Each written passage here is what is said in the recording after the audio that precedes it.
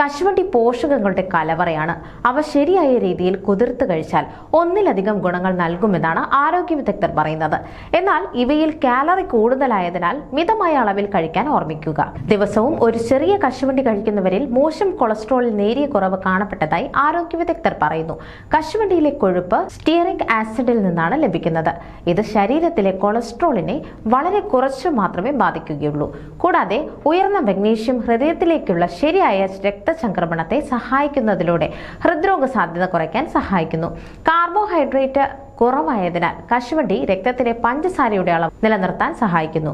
രക്തത്തിലെ ഗ്ലൂക്കോസിന്റെ അളവ് കുറയ്ക്കുന്നതിനും ഇൻസുലിൻ ഉത്പാദനം വർദ്ധിപ്പിക്കുന്നതിനും ഗുണം ചെയ്യുന്ന ഉയർന്ന മോണോസാച്ചുറേറ്റഡ് കൊഴുപ്പുകളും ഇവയിൽ അടങ്ങിയിട്ടുണ്ട്.